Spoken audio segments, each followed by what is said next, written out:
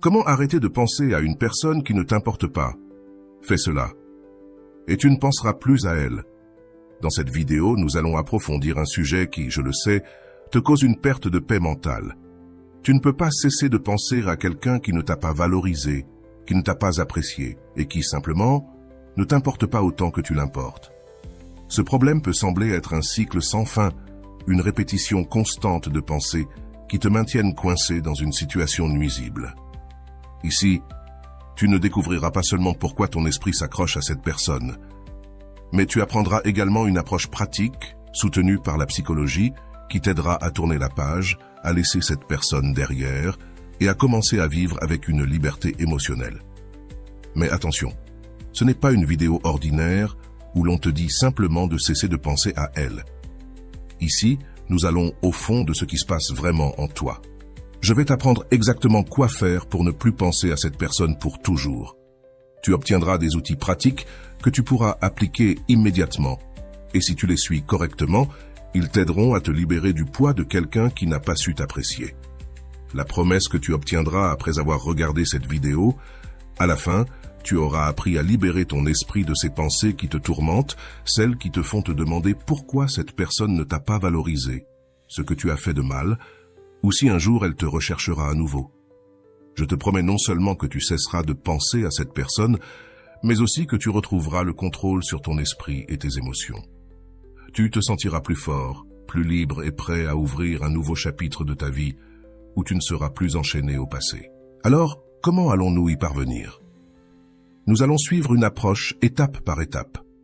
Nous commencerons par comprendre pourquoi tu continues à penser à cette personne. Nous explorerons comment fonctionnent tes émotions et ton esprit dans ces situations. Enfin, nous verrons quoi faire pour mettre un terme à ce cycle de pensée. Donc, si tu te sens prêt à laisser derrière toi cette personne qui ne t'a pas valorisé, reste avec moi, car ce que tu vas apprendre ici pourrait tout changer pour toi. Pourquoi continues-tu à penser à cette personne? La première chose que tu dois savoir est que ton esprit ne cherche pas à te punir. Le fait que tu continues à penser à cette personne ne signifie pas que tu es faible ou qu'il y a quelque chose de mal en toi. C'est un processus complètement normal lorsque tu as investi des émotions dans quelqu'un. Mais voici le piège. Ton cerveau est programmé pour essayer de résoudre des problèmes. Et dans ce cas, la relation ratée ou le désintérêt de l'autre personne est quelque chose que ton esprit essaie encore de résoudre. Cela crée un cycle où tu continues à réfléchir à ce qui s'est passé, essayant de comprendre pourquoi elle ne t'a pas valorisé et comment tu aurais pu faire quelque chose de différent. C'est la principale raison pour laquelle tu ne peux pas cesser de penser à cette personne. Il ne s'agit pas tant de l'amour ou du manque que tu ressens pour elle, mais plutôt du fait que ton cerveau est bloqué sur un problème sans solution. Ton esprit recherche une clôture, une conclusion à cette histoire. Mais comme l'autre personne n'est pas prête à te donner cette clôture, ton esprit continue de ressasser le passé à la recherche de réponses. L'attachement émotionnel que tu maintiens joue ici un rôle important. Lorsque nous sommes dans une relation ou que nous ressentons quelque chose de fort pour quelqu'un, nous générons ce que nous pourrions appeler une empreinte émotionnelle. Cette empreinte ne disparaît pas facilement, même si la personne ne nous valorise pas.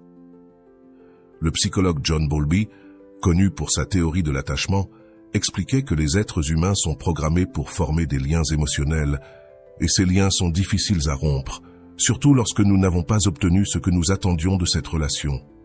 Et voici quelque chose de clé.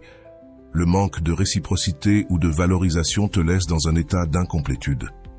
Lorsque tu ne reçois pas ce que tu attendais ou méritais dans cette relation, tu restes avec une sensation de vide, et ton esprit reste connecté à cette personne, essayant de combler ce vide.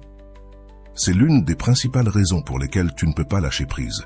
Il ne s'agit pas tant de l'amour que tu avais, mais plutôt de l'absence de clôture et de réciprocité émotionnelle. Le phénomène psychologique que tu dois connaître est appelé l'effet Zeigarnik. C'est une tendance de notre esprit à se souvenir plus intensément des tâches ou situations qui sont restées inachevées. Si tu y réfléchis, cette relation qui n'a pas fonctionné et où tu n'as pas été valorisé est une situation inachevée pour toi. C'est comme si ton esprit repassait constamment cette tâche sans fin, en essayant de trouver une solution. C'est pourquoi, même si tu sais que cette personne ne t'apprécie pas, tu continues à penser à elle. Ton cerveau continue à chercher à résoudre ce mystère, et tant que tu ne trouveras pas une clôture émotionnelle, qu'elle vienne de toi ou d'une action que tu entreprends, tu resteras piégé dans ce cycle. Mais voici ce qui est similaire. Tu as le contrôle de donner cette clôture. Tu n'as pas besoin que l'autre personne t'apprécie ou te donne les réponses que tu cherches. Tu peux créer ta propre clôture émotionnelle. Et c'est exactement ce que nous allons voir dans cette vidéo. Nous avons déjà parlé de pourquoi tu continues à penser à cette personne. Ton esprit est piégé dans un cycle de résolution de problèmes et ton attachement émotionnel reste vivant, en partie parce que tu n'as pas obtenu cette clôture dont tu as tant besoin. Mais maintenant, il est temps de parler de l'essentiel. Comment briser ce cycle et libérer ton esprit une bonne fois pour toutes? La première chose que tu dois comprendre, c'est que les pensées ne disparaissent pas toutes seules. Ce n'est pas suffisant de désirer cesser de penser à quelqu'un. Si c'était si facile, tu l'aurais déjà fait. C'est comme essayer de ne pas penser à un éléphant rose. Si je te dis de ne pas penser à un éléphant rose, la première chose que tu feras sera de t'en imaginer un. C'est ainsi que fonctionne notre esprit. Par conséquent, la clé n'est pas simplement de cesser de penser à cette personne, mais de remplacer ces pensées par quelque chose de plus efficace. C'est ici qu'intervient la technique clé qui t'aidera à y parvenir. Redirige ton attention consciente. Lorsque tu continues à penser à quelqu'un qui ne t'a pas valorisé, ce que tu fais, en essence, c'est permettre à ton esprit de donner trop d'importance à cette personne. Tu te demanderas comment tu peux arrêter de faire cela. La clé est de rediriger ton attention consciente. Selon le psychologue Daniel Kahneman, auteur de Thinking Fast and Slow, l'esprit a deux façons principales de traiter l'information. La pensée rapide, qui est automatique et émotionnelle, et la pensée lente, qui est consciente et rationnelle. En ce moment, ta pensée rapide est piégée dans une réaction émotionnelle, se remémorant constamment cette personne. Mais tu peux activer ta pensée lente, consciente, et changer le focus vers quelque chose de plus constructif. C'est quelque chose que Eckhart Tolle, auteur de Le pouvoir du moment présent, mentionne souvent. Il dit que les pensées sont comme des nuages. Si tu restes piégé en elles, tu te perds dans une tempête. Mais si tu prends le contrôle, tu peux observer ces pensées sans les laisser te dominer. Le premier pas est de prendre conscience chaque fois que tu penses à cette personne. Ce n'est pas facile car ces pensées semblent venir automatiquement, mais si tu t'entraînes à les noter peu à peu, tu commenceras à voir le schéma.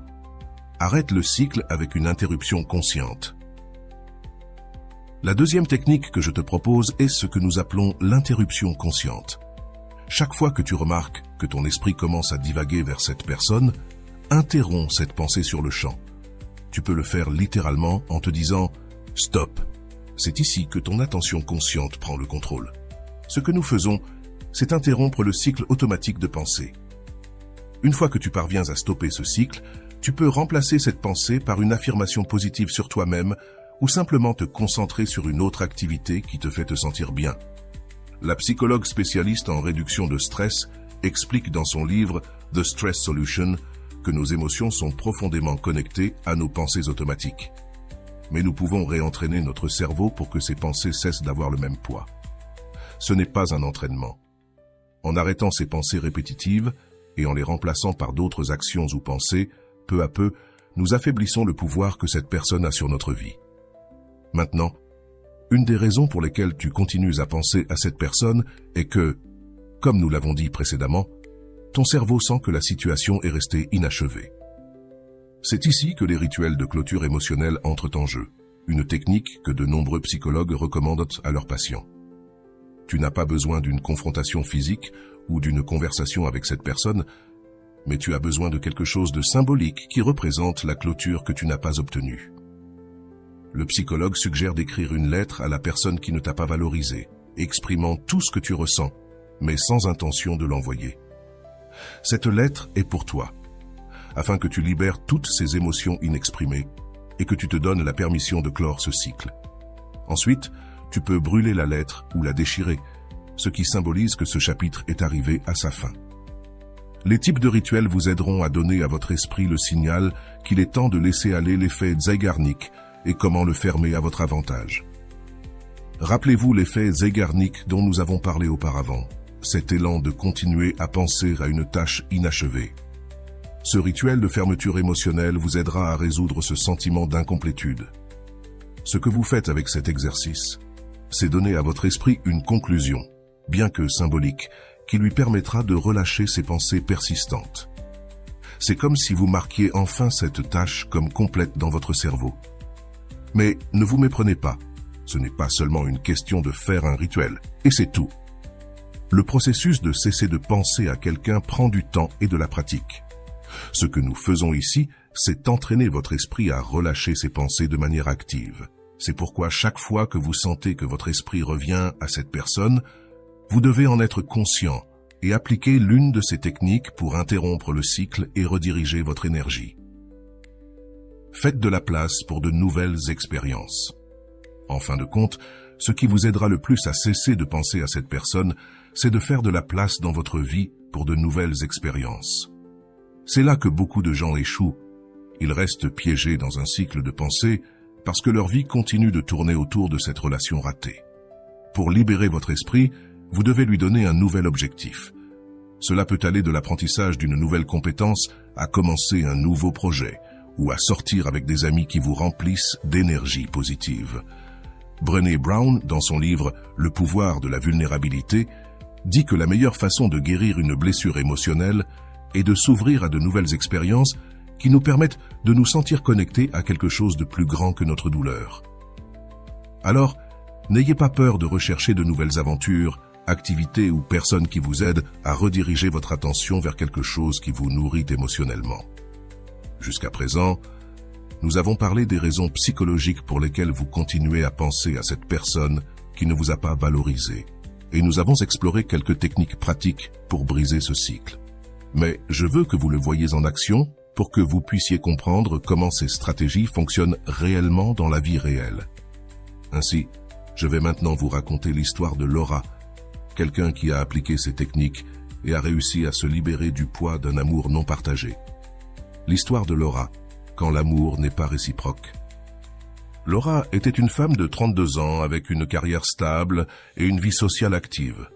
Cependant, dans sa vie amoureuse, les choses n'allaient pas si bien. Elle avait passé les 2 dernières années dans une relation avec Martin, un homme qui, à première vue, semblait parfait.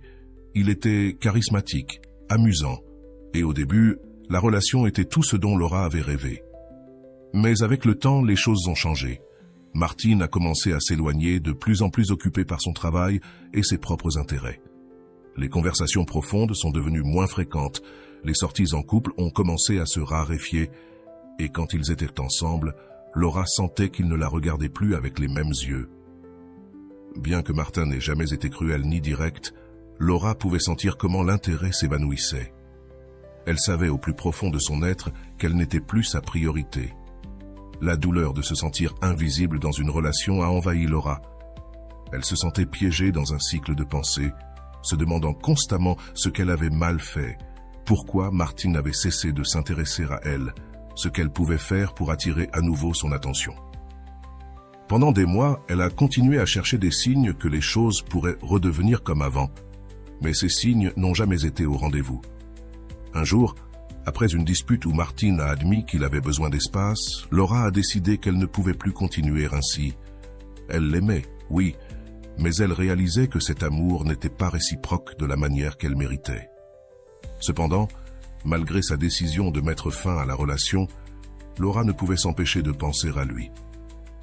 Chaque nuit, elle se retrouvait à revivre des conversations, cherchant dans son esprit les moments où tout avait commencé à mal tourner. C'est à ce moment-là que Laura a compris que quelque chose devait changer. Elle avait entendu une amie parler des techniques de redirection de l'attention consciente et de rituels de fermeture émotionnelle. Elle a donc décidé d'essayer. La première étape, interrompre le cycle des pensées. Laura a commencé à appliquer la technique d'interruption consciente chaque fois que Martin apparaissait dans son esprit. Au début, ce n'était pas facile. Son cerveau était habitué à divaguer vers les souvenirs de sa relation avec Martin. Mais chaque fois qu'elle sentait ses pensées émerger, elle se disait à elle-même « Stop !» Parfois, elle le disait même à voix haute. Un simple acte d'interrompre le cycle de pensée lui a donné un premier répit. Les premiers jours ont été un défi. Laura s'est rendue compte à quel point elle pensait souvent à Martin, même dans les moments les plus inattendus, comme en cuisinant ou en marchant dans la rue. Mais avec le temps, en interrompant ces pensées de manière consciente, elles ont commencé à perdre de leur force. C'était comme si son esprit commençait à s'habituer à ne plus penser à lui. Automatiquement, le rituel de clôture émotionnelle s'est installé. Après quelques semaines de pratique de l'interruption des pensées, Laura a décidé qu'il était temps de passer à l'étape suivante, un rituel de clôture émotionnelle. Elle s'est assise à son bureau avec une feuille de papier et un stylo et a commencé à écrire une lettre à Martin. Dans cette lettre, elle ne s'est pas retenue. Elle a écrit tout ce qu'elle avait ressenti, toute la douleur qu'elle avait gardée en silence, mais aussi ce qu'elle avait appris de la relation. En finissant la lettre, Laura a ressenti un mélange de soulagement et de tristesse. Elle ne comptait pas envoyer cette lettre, elle le savait, mais elle avait réussi à exprimer tout ce qui la tourmentait. Cette nuit-là, elle a allumé une bougie sur son balcon et a brûlé la lettre. Alors que les flammes consumèrent le papier, elle a senti qu'une partie de cette douleur se dissipait aussi. Remplir le vide avec de nouvelles expériences a été une étape suivante importante. Après avoir effectué le rituel, Laura a pris une autre décision. Remplir l'espace que Martine avait laissé avec de nouvelles expériences. Elle a commencé à s'inscrire à des cours de poterie. Quelque chose qu'elle avait toujours voulu faire mais qu'elle avait reporté pendant la relation. Elle a également commencé à sortir plus avec des amis et peu à peu, sa vie a commencé à se remplir de nouvelles connexions et d'activités qui lui apportaient de la joie. Chaque fois que son esprit revenait à Martin, Laura appliquait les techniques qu'elle avait apprises. Elle interrompait les pensées, se rappelait le rituel de clôture qu'elle avait fait et redirigeait son attention vers les choses qui comptaient vraiment dans sa vie. Le processus était lent, mais constant. Jour après jour, les pensées sur Martine sont devenues moins fréquentes, jusqu'à ce qu'un jour, elles ne prennent simplement plus la même place dans son esprit. Ce que Laura a appris de tout cela, c'est qu'il ne s'agissait pas seulement d'arrêter de penser à Martin, mais de reprendre le contrôle de sa propre vie. En cessant de centrer son attention sur quelqu'un qui ne la valorisait pas, elle a découvert de nouvelles passions, de nouvelles amitiés et une nouvelle version d'elle-même qu'elle n'avait pas vue depuis longtemps. Le plus important que Laura a compris, c'est qu'arrêter de penser à quelqu'un ne signifie pas simplement oublier, mais donner une clôture émotionnelle à cette histoire et s'ouvrir à de nouvelles possibilités. Et c'est exactement la promesse de cette vidéo. Tu peux aussi faire la même chose. Si tu appliques ces techniques, tu peux te libérer de cette personne qui ne t'a pas valorisé. Et surtout, tu peux te sentir de nouveau libre et complet. Dans la prochaine partie, nous allons faire une analyse de la manière dont Laura a géré chaque étape du processus et comment tu peux faire de même. Fais attention, car ces détails sont essentiels pour que tu puisses également te libérer de ces pensées et commencer à construire une nouvelle réalité pour toi. Nous nous voyons dans le prochain bloc. Analyse de l'histoire de Laura. Comment elle a géré chaque étape. Maintenant que tu connais l'histoire de Laura, nous allons décomposer étape par étape comment elle a réussi à cesser de penser à Martin, quelqu'un qui ne l'a clairement pas valorisé. Cette analyse t'aidera à mieux comprendre comment tu peux appliquer ces mêmes techniques dans ta vie pour obtenir des résultats similaires. Étape 1. Reconnaître que la situation ne changera pas. La première chose que Laura a faite, et qui est cruciale pour toi aussi, a été de reconnaître que la situation avec Martin ne changerait pas. Accepter que quelqu'un ne te valorise pas est douloureux, mais c'est le premier pas pour commencer à se libérer. Tant que tu gardes l'espoir que cette personne te verra différemment ou qu'elle recommencera à t'apprécier, tu resteras piégé dans un cycle interminable de pensées. Laura s'est rendue compte que l'amour qu'elle ressentait n'était pas réciproque de la manière qu'elle méritait. Et même si cela a été un coup émotionnel, cette acceptation lui a permis de commencer le processus de guérison. Étape 2. Interrompre le cycle de pensée. C'est l'une des étapes les plus importantes dans le processus de Laura, et cela le sera probablement aussi pour toi. Chaque fois que son esprit revenait à penser à Martine, Laura utilisait la technique de l'interruption consciente. Se dire cela peut sembler simple, mais ça fonctionne parce que cela interrompt le flux automatique de pensées négatives. En les arrêtant net, elle a donné à son esprit une pause et le temps de rediriger ses pensées vers autre chose. Cette étape est particulièrement importante, car de nombreuses pensées que nous avons sur quelqu'un qui ne nous valorise pas sont automatiques. Nous ne les choisissons pas consciemment, mais nous restons piégés. Les répétant, la clé ici est d'avoir ces pensées dès qu'elles surgissent, sans les juger. Il s'agit simplement de reconnaître qu'elles sont là et de prendre le contrôle sur elles. Étape 3. Réaliser un rituel de clôture émotionnelle. Une des choses qui a maintenu Laura piégée a été l'effet Sear-Nick, cette tendance de l'esprit à rester accroché à des tâches ou des situations non résolues. Le rituel d'écrire une lettre à Martin, d'exprimer tout ce qu'elle ressentait et ensuite de la brûler, a été fondamental pour donner à son cerveau la clôture émotionnelle qu'il n'avait pas obtenue de la relation. Ce type de rituel symbolique est puissant, car il te permet de libérer des émotions non exprimées et, en même temps, d'envoyer un signal clair à ton esprit que le cycle est terminé. Si tu ne l'as pas essayé, je t'encourage à le faire. Tu n'as pas besoin de partager cette lettre avec l'autre personne. En fait, il est préférable de ne pas le faire. L'objectif est que tu te libères toi-même. Étape 4. Remplir l'espace émotionnel avec de nouvelles expériences.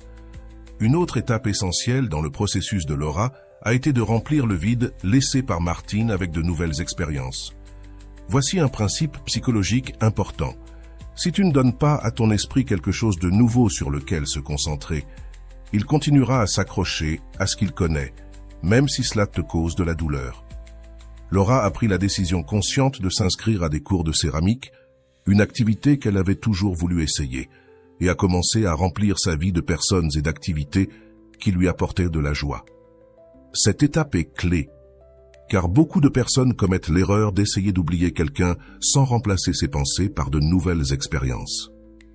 Si tu ne fais rien de nouveau, ton esprit continue de revenir au même endroit. Dans le cas de Laura, le fait qu'elle ait commencé à explorer de nouvelles activités et amitiés a fait que, peu à peu, son attention et ses émotions se sont dirigées vers quelque chose de plus positif. Étape 5. Être constant et patient avec le processus. La chose la plus importante à retenir est que ce processus prend du temps. Laura n'a pas cessé de penser à Martin du jour au lendemain. Cela a pris des semaines, voire des mois, pour interrompre ses pensées répétitives et commencer à voir les résultats. Ce qui a fait la différence, c'est sa constance. Chaque fois que son esprit revenait à Martin, elle appliquait les techniques qu'elle avait apprises. Elle le faisait sans désespoir, sachant qu'avec le temps, ses pensées perdraient de leur force. C'est ici que beaucoup de personnes se trompent. Elles s'attendent à des résultats immédiats, et lorsqu'elles ne voient pas de changement rapide, elles se frustrent et abandonnent. Mais ce que tu dois comprendre, c'est que tu es en train de reprogrammer ton esprit. Et cela prend du temps. La constance est la clé.